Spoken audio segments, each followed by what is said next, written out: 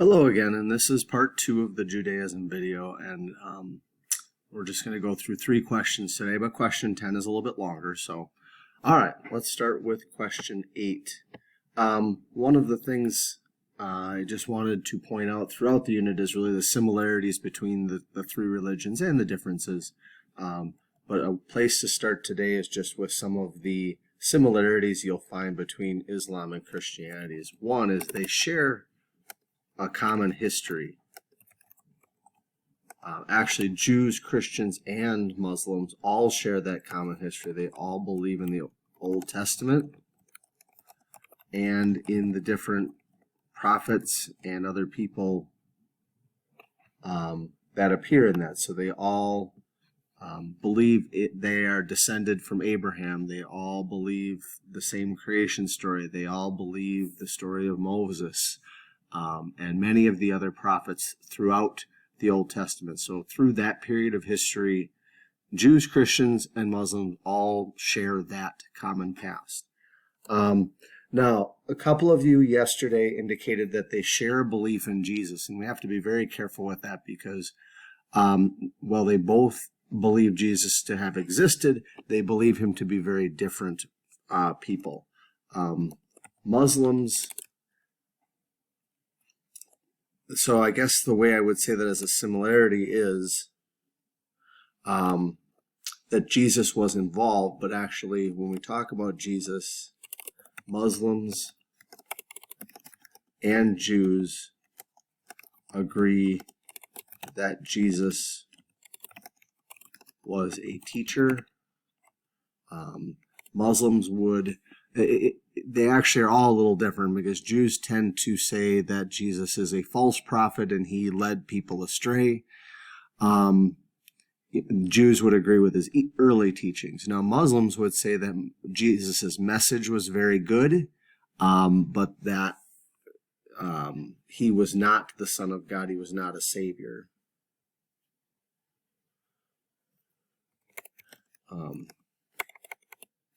So that one's a little bit tricky because there's both agreement and disagreement on the matter of Jesus. Something that they all share is they all believe in one God. And they all believe in the same God. And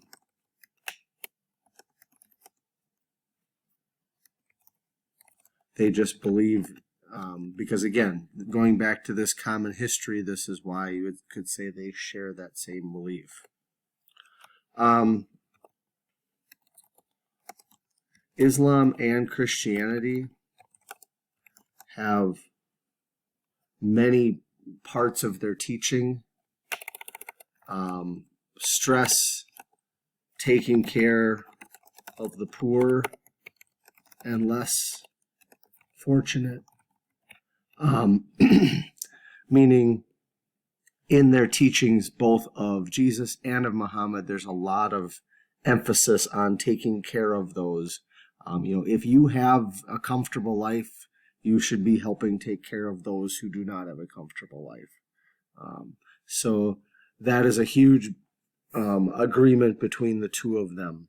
So one of the things we're going to find as we get into Islam is what Muhammad teaches is basically, yep, we share our history with Jews and Christians. Yes, Jesus was a very good teacher and had a very good message, but their belief is that Muhammad brings the final message. So think of a lot of times when we do things, there's kind of a first try and then we make a couple of adjustments and there's a second try and then we produce our final copy.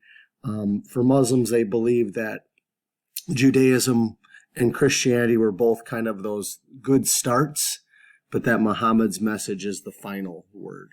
So, and that final word for Islam is in a book called the Quran. And you will see this spelled a number of different ways, sometimes with an accent. I still share sometimes the old... You don't see this much anymore, but the very English version is K-O-R-A-N. More often now you'll see the Q-U-R-A-N. because you're translating from Arabic into English, it gets a little mixed up. But the key here is, again, Jews have the Old Testament of the Bible, Christians have the Old and New Testament of the Bible, Muslims have the Quran. All right, now, Islam is built on something called the 5 pillars. And if you think of a pillar, some buildings have pillars, big stone columns that hold up the roof. And so in Islam, they have this idea of the 5 pillars. These are the 5 foundation things of what it means to be Muslim. So when we start with this, the first one is faith.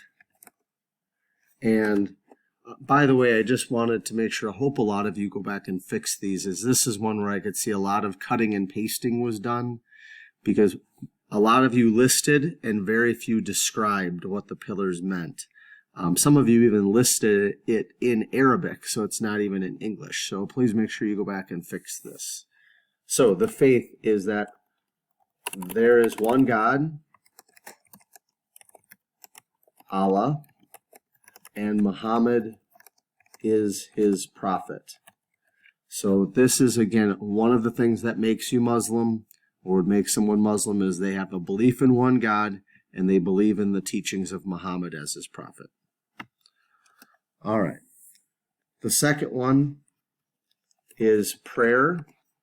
Muslims are expected to pray 5 times a day, facing the city of Mecca. So in mosques that are built around the world, they are always oriented so that the front of the mosque, when the people are facing the front of the mosque, they would be facing towards Mecca. And individual Muslims, wherever they are in the world, is an expectation that when they do their daily prayer, they should try to orient or face themselves towards the city of Mecca. Okay. That is one of the pillars of faith. Now, if you are in countries that are Islamic, it is not, there are times in the day when everybody stops and prays. You will even sometimes hear, they have a person who will go up in a tower and they sometimes can use a loudspeaker now, but in old times would just kind of have this, I don't know if you'd call it a song, but would remind people to pray. Think of it as similar to, in our country, we start our school day with the Pledge of Allegiance. It would be something similar, that there would be set times of the day where kids in Muslim countries may all stop and pray at the same time. Okay? All right. The next one is, you'll see it called different things. Oftentimes it's referred to as almsgiving.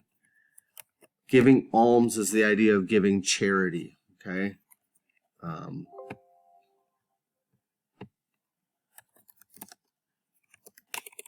And this is the idea of giving money to the poor, and the idea that, again, Muslims are expected to give back some of what they have to others.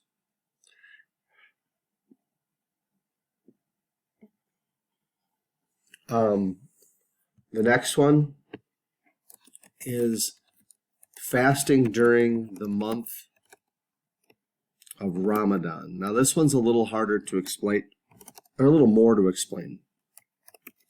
Fasting means Muslims do not eat from sun up to sundown. So they do not eat during the day. During this month-long or I don't want to call it a festival. It is a holiday. It is an observance. But it is meant to be a very kind of serious, focused. Muslims are supposed to reflect on their faith during this time. It isn't really a celebration.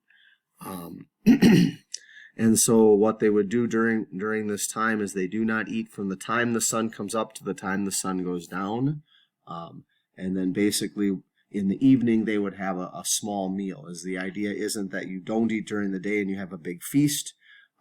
Part of Ramadan for Muslims is about living very simply, living on just what you need. again, to make a comparison to Christianity, you would compare this time to the time of Lent. Christians follow a period of Lent each year before Easter. The same idea, it is, during Lent you'll hear about people giving something up, or in the Catholic Church people won't eat meat on Fridays. The idea of sacrificing something to show your faithfulness. And so that is what the month of Ramadan is for Muslims. And then the last one is something called a pilgrimage. And this is the idea that those who can should visit Islam's most holy city, the city of Mecca, at least once in their life. Now, again, for people that live close by, they're there all the time. But if you're a Muslim, and again, it is taught, if you have the means, if you have the money and the ability to travel, that a trip to Mecca, and in the video you saw the black Kaaba stone, that is considered the most holy place in Islam. Muslims are expected to go there, okay, to that most holy place. So those are some of the key foundations of what it means to be Islam.